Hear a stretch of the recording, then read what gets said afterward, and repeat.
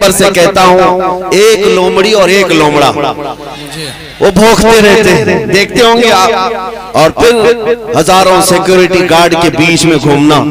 अरे मर्द हो तो मुकाबला करो, मैं तन्हा घूम रहा हूँ पूरे हिंदुस्तान में। मेरे अजीजों, जलसे रोज होते हैं हिंदुस्तान में और नारे भी रोज लगते हैं, लेकिन ये जो नारे हैं ये रगे जान को फड़काने वाले। जी जी, ये यूं ही नहीं लग रहे, ये किसी मुकर्रिर के लिए लगने वाले नारे नहीं है। ये नाम मुस्तफा पर जो खून गर्म होता है, जी जी, उस गर्मी के नारे होते हैं और इसी से उन्हें खलबली भी है, इसी से तकलीफ भी है। मैं इस मिंबर से कहता हूँ, एक लोमड़ी और एक लोमड़ा वो भौंकते रहते हैं, देखते होंगे आप। और फिर हजारों सिक्योरिटी गार्ड के बीच में घूमना।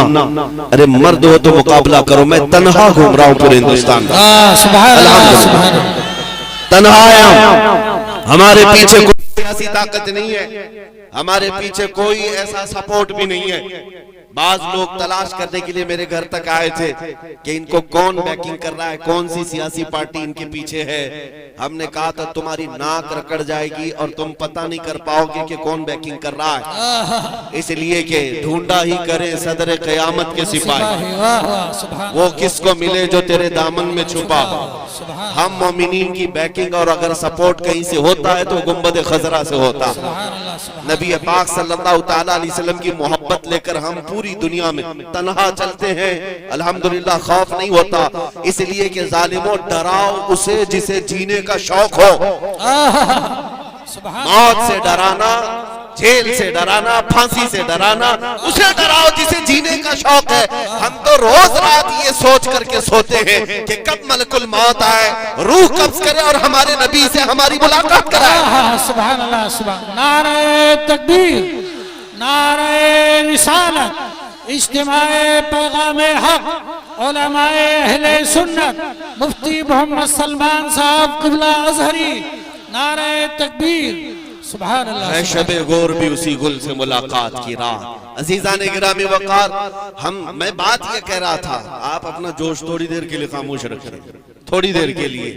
मैं बात ये कह रहा था कि इनकी इतनी ताकतों के मातहत होने के बाद लोमड़ी और लोमड़ा चंद कमरों के अंदर बैठ करके वीडियो बनाकर वायरल करके मुसलमानों के दिलों को छलनी करने की कोशिश है।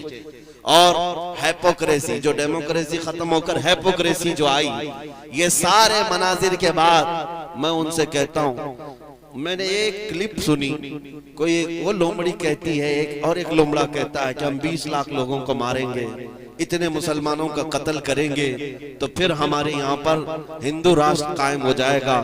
जालिमों, तुम्हारे अंदर इतनी हिम्मत ही नहीं है, मारने मरने की बात पाखंडियों से हो ही नहीं सकती, कभी हो ही नहीं सकती।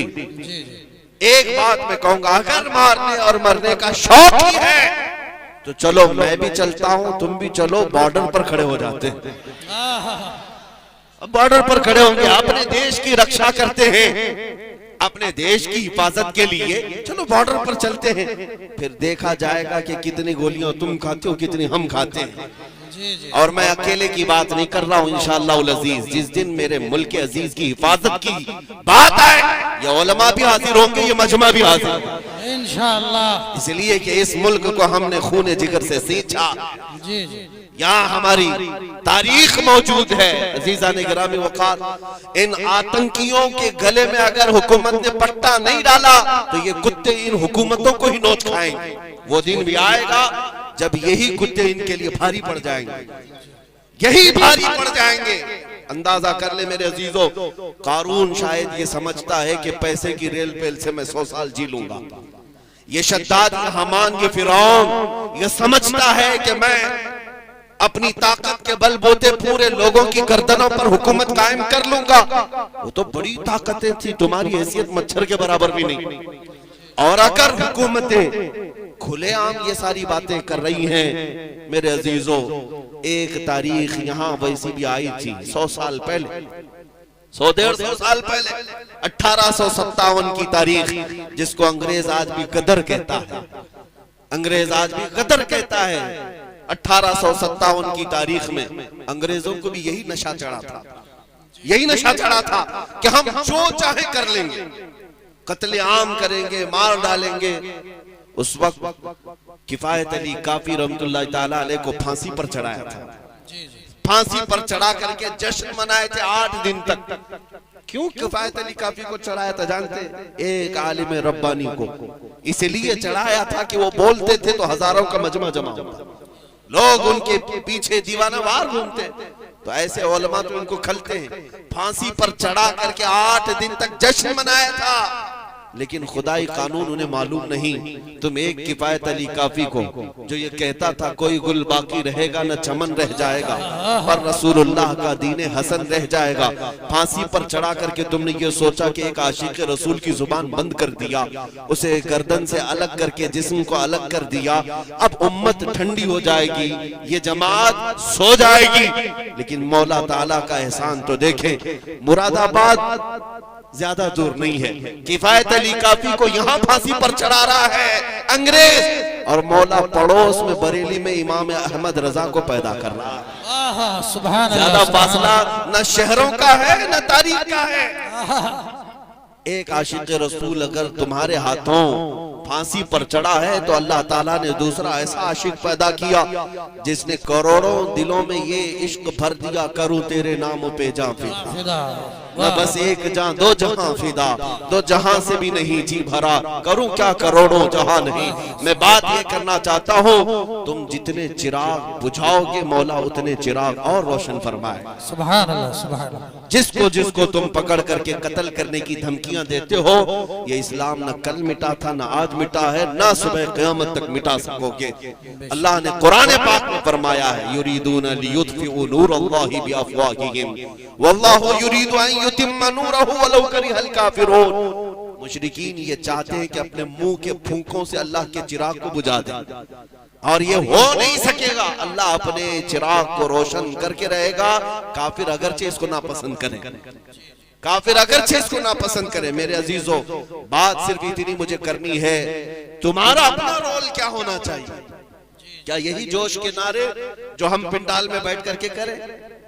क्या हमारी यही तकरीरें जो जलसे तक रहे? नहीं मेरे अजीजों, हमारा लक़ब, एक मोमिन का लक़ब ये था कफन बरदोश। ये सीने पर बल्कि अपने कंधे पर कफन लेकर के चलता है, इसे मौत से खौफ नहीं है। तो ये खौफ जब तुम्हारे सीने से निकलेगा तो हक बोलने की हिम्मत उतनी बढ़ती चली जाएगी। ज्यादा से ज्यादा तुम्हें किस बात से डराया जाता है आज? फांसी से, ये सबसे हाईएस्ट सजा है ना, या जेल से। ये दोनों चीजें एक मोमिन के लिए कोई माने नहीं रखती। जेल की सलाखों पर जाने के बाद बुजुर्गों ने लिखा भी है कि मोमिन घबराना नहीं, अगर मुस्तफा के नाम पर गया है, अगर नबी पाक के नाम पर गया है, तो अंदर जाने के बाद हो सकता है तेरी माँ, तेरी बीवी, तेरे भाई देखने ना आए, लेकिन एक रात जरूर आएगी जब ताजदार मदीना खुद तशरीफ। सुभान अल्लाह, सुभान अल्लाह। वो भी खौफ नहीं रखना। हुजूर के इंतजार में हम दिन काट लेंगे, हुजूर के इंतजार में हम रातें काट लेंगे। और रही बात फांसी की, उसके मुतालिक भी रिवायतें मौजूद हैं कि जिन जिन गुलामों को जालिमों ने अपने हाथों से कत्ल किया या फांसी पर चढ़ाया, फंदा बाद में लगा, चेहरा मुस्तफा पहले मौजूद। सुभान अल्लाह, सुभान अल्लाह। वो नबी पाक सल्लल्लाहु तआला अलैहि वसल्लम तशरीफ फरमा थे। अजीजान गिरामी वक़ार, ये दो तमन्नाएं जिसके पास हैं, फिर उसे किस बात का खौफ है? बेखौफ जियो। ये मुल्क हमारा कल भी था, आज भी है। ये भीख में मांगा हुआ हमारा मुल्क नहीं है, और किसी की चापलूसी करके खरीदी हुई जमीन हमारी नहीं है। ये हमारे आबा व अजदाद, बल्कि आदम अलैहिस्सलाम की जमीन है, हमारे बाप की जमीन है, हमारे बाप की जमीन है। अजीजान गिरामी वक़ार, मैं बात ये अर्ज करना चाहता हूँ, आयत करीमा जो मैंने पढ़ी थी उसमें अल्लाह ने यही फरमाया, अगर रसूल के हुक्म की मुखालिफत करोगे तो फितने में मुब्तला हो जाओगे और अज़ाब अलीम में गिरफ्तार हो जाओगे। अभी देर नहीं हुई है, अभी सवेरा है। मैं नौजवानों को कहता हूँ, उस नुक्ते पर आ जाओ, उस पॉइंट पर जमा हो जाओ जहां रसूलुल्लाह सल्लल्लाहु अलैहि वसल्लम ने अपने सहाबा को छोड़ा था। मेरे आका ने हुजूर को जहां छोड़ कर नसीहत फरमाई थी, उस नुक्ते पर आ जाओ, बस बाकी सब तुम्हारा, सारे मैदान तुम्हारे हैं, कोई ताकत तुम्हें ज़ेर नहीं करेगी इंशाअल्लाहुल अज़ीज़। लोग जिस तरह की बातें करते हैं, मैं आपको बताऊं, सलाहुद्दीन अय्यूबी का भी तज़किरा करते हैं। सुल्तान सलाहुद्दीन अय्यूबी फातिह बैतुल मुक़द्दस, एक सिपहसालार के नाम से दुनिया जानती है। आज अंग्रेज भी उस सलाहुद्दीन की तारीफ में रतबुल लिसान है। अंग्रेज भी कहता है वैसा जर्नल हमने नहीं देखा। क्यों जानते हैं? अंग्रेजों की किताब में लिखा हुआ है सलाहुद्दीन अय्यूबी ने 18 साल तक जंगें लड़ी सलीबियों के साथ, ईसाइयों के साथ, लेकिन उसमें लाखों कैदियों को अपने हाथों से आजाद किया। आजाद करने की आदत बहुत ज्यादा थी। किसकी? सलाहुद्दीन अय्यूबी की। शहादत है मतलूब व मकसूद मोमिन, न माले गनीमत न किश्वर कुशाई। एक आशिक रसूल का जो मकसूद होता है ना, वो ये नहीं है कि सिर्फ गर्दनें उड़ाना है। उसका मकसूद जो होता है वो अल्लाह, उसके रसूल की रजा। सलाहुद्दीन अय्यूबी के साथ एक वक्त ऐसा भी आया जब आप बीमार हो गए। इस बीमारी के आलम में मुसलमानों के एक काफिले पर एक ईसाई जर्नल ने हमला किया था। बुरनिस नाम था उसका।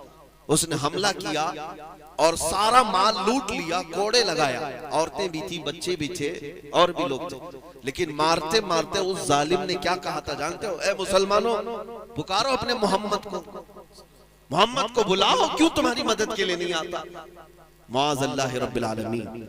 जब वो इस तरह के ताने दे दे करके माल लूट रहा था और सारे लोगों को निहत्ता पा करके मार रहा था, लुटा हुआ काफिला, ये ताराज काफिला जब वापस लौटा तो सलाहुद्दीन अय्यूबी से शिकायत की कि सुल्तान इस्लाम हमारे साथ ऐसे मामलात हुए। ये वो हालात थे जब सलाहुद्दीन सख्त बीमार थे, जिसको मरगुल मौत कहा जाता है, यानी मौत की बीमारी, मरगुल मौत, मौत की बीमारी जिसको कहा जाए। लोग इयादत के लिए आ रहे थे, लेकिन सलाहुद्दीन अय्यूबी ने जैसे ही ये बात सुनी, अल्लाह की बारगाह में हाथ फैलाया और कहा, ऐ रब्बे जुल जलाल, तूने सलाहुद्दीन को हर चीज अता की, बस तेरा ये नाचीज बंदा, आजिज बंदा इतनी भीख मांगता है कि मेरी उम्र को इतनी लंबी कर दे कि मैं बुरनिस का सर उड़ा सकूं, इतनी जिंदगी और दे दे। क्यों? इसलिए कि नबी पाक सल्लल्लाहु ताला अलैहि वसल्लम को उसने ताना मारा। मोमिनीन से ये कहा ना कि मोहम्मद को बुलाओ। सलाहुद्दीन अय्यूबी बीमारी के आलम में ये दुआ करते रहे। 2.5 साल का अरसा गुजरा। 2.5 साल के बाद आप शिफायाब हुए, सेहतमंद हुए, और उसके बाद खड़े हुए और तलवार लेकर के निकले। मोमिनीन की फौज को जगह जगह रवाना किया, मार के हुए। एक दिन वो आ भी गया जब ये बुरनिस हत्ते चढ़ गया मुसलमानों की, गिरफ्तार हो गया। और मुसलमान जब फातिह की हैसियत से बैतुल मुकद्दस में आए और उस बुरनिस को पकड़ करके लाए। सलाहुद्दीन अय्यूबी की आदत तो थी कि गिरफ्तार कैदियों को रोज आजाद करता था, रोज आजाद करते थे। उस दिन भी जितने कैदी आए थे उनमें से अक्सर को आजाद किया। जब बुरनिस का नंबर आया, उसने कहा, ऐ सलाहुद्दीन, तुम्हारी आदत तो हमें पता है कि तुम गिरफ्तार कैदियों को माफी के बाद आजाद कर देते हो। मैं भी माफी मांगता हूं, मुझे अपने वतन जाने दे दो।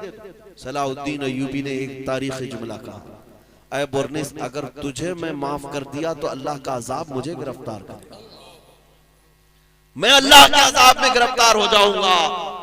तेरी जुबान से मैंने वो नाजेबा कलमा सुना है जिसको एक मोमिन सुन करके जिंदा रहना बेकार समझता। सलाहुद्दीन अय्यूबी ने तलवार लहराई और उसकी गर्दन पर रख करके कहा, आज से 2.5 साल पहले तूने मुसलमानों से कहा था कि बुलाओ मोहम्मद कहाँ है। देख, उस मोहम्मद ने सलाहुद्दीन को भेजा है तेरा सर कलम करने। सुभान अल्लाह, सुभान अल्लाह, नारे तकबीर, सल्लल्लाहु ताला अलैहि वसल्लम, उसका सर कलम किया, सुभान अल्लाह, उसका सर कलम किया। लेकिन जो बात मुझे अर्ज करनी है वो ये है मेरे अजीजों, ये जो 2.5 साल का अरसा गुजरा ना, जो बीमारी के आलम में थे सलाहुद्दीन अय्यूबी, ये 2.5 साल के बारे में उनके शागिर्द और उनके फौजी रिवायत करते हैं, एक दिन भी हमने सलाहुद्दीन को पैर फैलाकर सोते हुए नहीं देखा। अल्लाह, 2.5 साल तक पैर फैला करके नहीं सोया। बीमार भी थे, लोग कहते कि लंबा सो जाएं, वो कहते जलाल में आकर कि तुम मुझे सीधा सोने की बात करते हो, जबकि मेरे ऊपर अभी फर्ज बाकी है। मेरे नबी पाक को गाली सुभान अल्लाह, उस फर्ज की जब तक सुबुकदोशी ना हो मैं अपने पैर लंबे नहीं करूंगा। ये थे हमारे सलातीन इस्लाम। इनको अल्लाह ताला ने जो फतूहात अता की है वो वफाए मुस्तफा पे अता की है। नबी पाक सल्लल्लाहु ताला अलैहि वसल्लम की वफादारी में मिली है सारी चीज।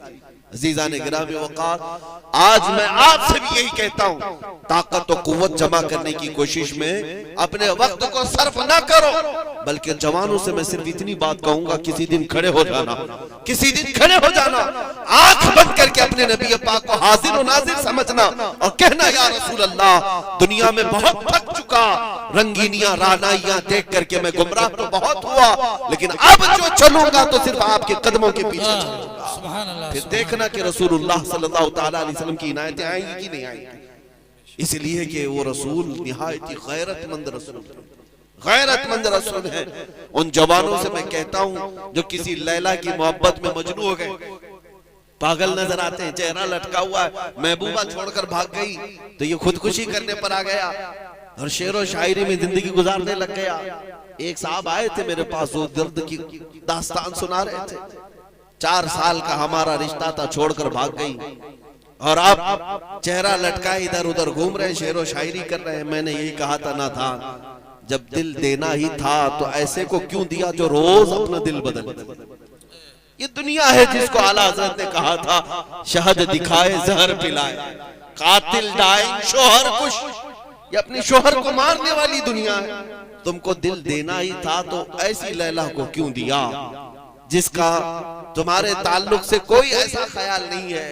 मेरे अजीजों, एक दिल अल्लाह ने दिया, काश अगर दरे मुस्तफा पर रखा होता, ताजदारे मदीना के हाथों में दिया होता।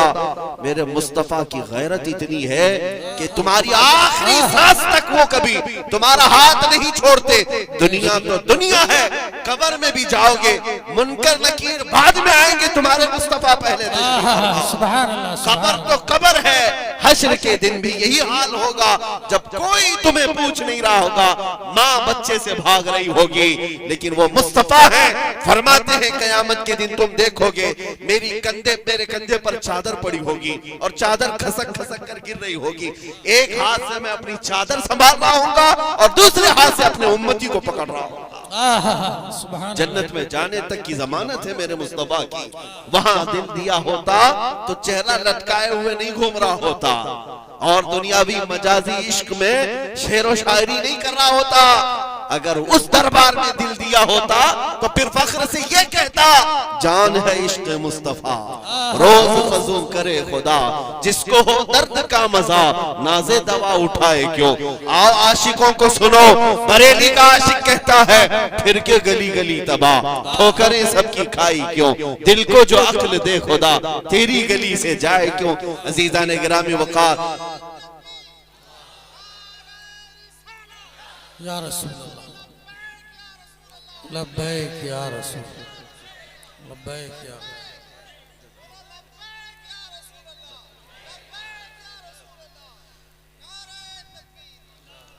मैं बात अर्ज ये कर रहा हूं, इसके उसके पैरोकार होना और उसके इसके हुस्न पर फिदा होना ये छोड़ दो। तुम्हें जवानी इन दुनियावी मजाजी आशिकों के तौर पर गुजारने के लिए नहीं दी गई है। तुम्हें जो दुनिया और तुम्हें जो जिंदगी दी गई है वो नबी पाक सल्लल्लाहु ताला अलैहि वसल्लम से वफा के लिए दी गई है। उहद के मैदान में एक खातून ऐसी है मदीने की जिसके 4 रिश्तेदार इंतकाल कर चुके थे, भाई भी, बेटा भी, बाप भी, शौहर भी। 4 लोग एक ही औरत के शहीद हो गए। जब सहाबा उसे खबर देने के लिए आए, तुम्हारे बाप भी शहीद हुए, तुम्हारे बेटे भी, तुम्हारा भाई भी, तुम्हारा शौहर भी। उस खातून ने क्या पूछा, ऐ लोगों, सब मेरे घर वालों के कत्ल की खबर दे रहे हो, पहले बताओ रसूलुल्लाह सलामत है या नहीं, हुजूर पाक सल्लल्लाहु ताला अलैहि वसल्लम सलामत है या नहीं। साहबा ने कहा अल्लाह के नबी सलामत है। वो खातून कहती है मेरा चांद सलामत है तो पूरी कायनात सलामत है। सुभान अल्लाह। उन्हें गम किसी और चीज का नहीं था। ऐ मेरे अजीजों, ये है मोहब्बत मुस्तफा जो हमें उन सहाबा ने अता किया। एक मदीने की खातून हुजूर की बारगाह में जिहाद में जाने के वक्त 1.5 साल का बच्चा लेकर के आई, 1.5 साल का बच्चा लेकर के आई। कहा या रसूल अल्लाह, मेरे घर में इसके अलावा कोई जवान नहीं, मेरा शौहर इंतकाल कर चुका, 1.5 साल का बच्चा, इसे भी कबूल कर ले। साहबा ने पूछा इसका क्या करेंगे? वो खातून कहती है मुझे पता है ये चल भी नहीं सकता, तलवार और तीर तो नहीं चला सकता, लेकिन या रसूल अल्लाह आप अपने मुजाहिद साहबा के हाथों में दे दें, जब दुश्मनों की तरफ से तीर चले तो मेरा बच्चा ढाल के काम आ सकता है। अल्लाह। वो फिदा करने वाली खवातीन जिन्होंने अपने सुहाग भी हुजूर पाक सल्लल्लाहु अलैहि वसल्लम के कदमों पर निछावर किए। आज की दुल्हन कौन है? ऐसी दुल्हन जो अपने जवान दूल्हे को ऐसे जंगी हालात में जाने की इजाजत दे दे। वो सिर्फ और सिर्फ खवातीन मदीना हो सकती है। नबी पाक सल्लल्लाहु अलैहि वसल्लम की मियां ये मोहब्बत की बात जो हम करते हैं ना, ये आसान चीज नहीं है। ये शहादत कहे उल्फत में है कदम रखना।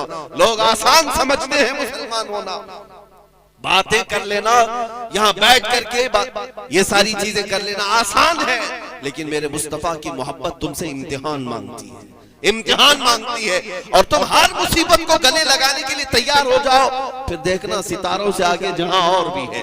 ये जो तुमको दिख रहा है ना, मैं जाऊंगा तो मेरी माँ का क्या होगा, मेरी बीवी का क्या होगा, छोटे बच्चे हैं मेरे उनका क्या होगा, इस तरह के हालात और वसवसे शैतान तुम्हारे जहन में लाता है। मेरे अजीजों, इस वक्त सिर्फ इतना सोचना, क्या मदीने के उन सहाबा के बीवी बच्चे नहीं थे? क्या उनके माँ बाप नहीं थे? उनके घर बार, उनकी जायदाद प्रॉपर्टी नहीं थी? सब था उनके पास, फिर भी वो हुजूर पाक सल्लल्लाहु अलैहि वसल्लम की वफा में ऐसे शरीक होते। एक अब्दुल्ला अस्वद की बात करूं मैं, एक अब्दुल्ला हुजूर की बारगाह में आए, कहा मुझे कोई बेटी नहीं देता, मैं काला हूं, जवान हो गया। हुजूर ने खत लिख करके भेजा, जा अम्र बिन वहब एक सहाबी है, अंसार है, उनकी बेटी है, निहायत खूबसूरत बेटी। हुजूर ने कहा जा उसके यहाँ पैगाम निकाह ले जा। अब्दुल्ला अस्वद गए, हुजूर का पैगाम दिया। ये वो साहबी हैं जिनकी बेटी पूरे मदीने में सबसे हसीन है, और अब्दुल्ला ये सबसे काले हैं। एक काले जवान को हुजूर ने भेजा है सबसे हसीन लड़की के बाप। और जब वो गए अम्र बिन वहब के पास, सुनाया तो बाप और माँ दोनों थे लड़की के। देखा ऊपर से नीचे और कहा तुम्हारी निकाह की बात आई है? मेरी बेटी से कहा अल्लाह के नबी ने भेजा। उस सहाबी ने थोड़ा तामुल किया, थोड़ी ताखीर की और कहा आप वापस जाएं, मैं खुद हुजूर से बात कर लूंगा। इतना कह करके पलटाया। अब्दुल्ला ने कहा ये तो रोज की बात है, रिजेक्ट तो हर जगह से होते थे, नहीं बात नहीं। आए हुजूर के पास, लेकिन ऐ मुसलमानों, मदीने का माहौल क्या था? वो नौजवान दुशीजा जो मदीने की सबसे हसीना थी, अंदर घर से बाहर आई। बाप से पूछा कौन आया था? कहा फला फला आया था। क्या लेकर आया? पैगामे निकाह लेकर आया। कौन भेजा? रसूलुल्लाह ने। आपने क्या कहा? खातून से माँ बाप जवाब देते हैं कि हमने टाल दिया, देखते हैं बाद में तेरा जोड़ कहाँ है उसका। वो नौजवान दुशीदा कहने लगी अब्बा जान आपको पता भी है आपने किसके पैगाम को रद्द किया है? आपने आने वाले के चेहरे को देखा, भेजने वाले के चेहरे को नहीं देखा। सुभान अल्लाह। ये मदीने की खवातीन थी जिन्होंने अपनी ख्वाहिशात को भी कुर्बान कर दिया था।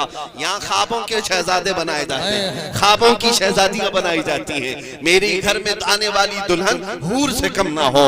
और औरतें ये तस्वुर कर ले मेरा शोहर बड़े एक्टर और फिल्मी हीरो से कम ना हो। ये खाम ख्यालियां हैं तुम्हारी, ये पुलाव है जो तुम ऐसे ही पकाए हुए हो, ख्याली पुलाव। मेरे अजीजों, हकीकत में कुछ नहीं होता जो स्क्रीन पर दिखता है।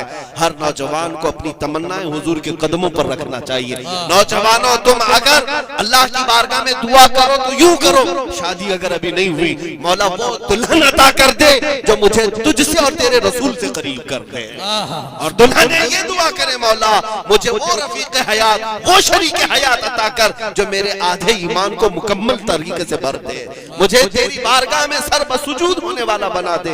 ये होती है तमन्नाएं। जब बेटी ने ये कहा तो बाप दौड़े दौड़े हुजूर के पास आए। जब अब्दुल्ला अस्वद हुजूर के पास वो किस्सा सुना रहे थे कि मैं रिजेक्ट होके आया हूं, वो साहबी भी पीछे पीछे आके कहा या रसूल अल्लाह माफ कर दे, ताखीर हो गई। मैंने सोचा था कि बेटी से पूछ लो, लेकिन मेरी बेटी कमाल का ईमान रखती है, कमाल का ईमान रखती है।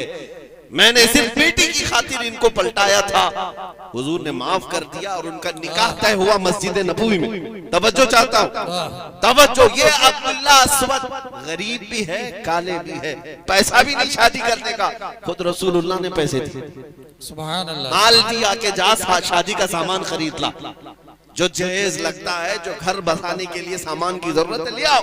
ये अब्दुल्ला गए बाजार में सामान खरीद रहे थे, शादी का सामान खरीद रहे थे। अचानक मदीने की गलियों में आवाज आई, दुश्मनाने मुस्तफा ने मदीने पे हमला किया, अल्लाह के नबी जिहाद की तरफ निकल रहे। हुजूर पाक सल्लल्लाहु ताला अलैहि वसल्लम निकल पड़े हैं। अब्दुल्ला अस्वद जो बाजार में शादी का सामान खरीद रहे थे, पलट गए और जंग का सामान खरीदना शुरू किया। तलवार खरीदी, नेजा खरीदा, घोड़ा खरीदा, वो ज़िरा खरीदी, जो लोहे की टोपी होती है और लोहे का लिबास होता है, ये खरीद लिया। जितने पैसे थे पूरे खर्चा कर दी, 1 रुपये भी नहीं बचाया।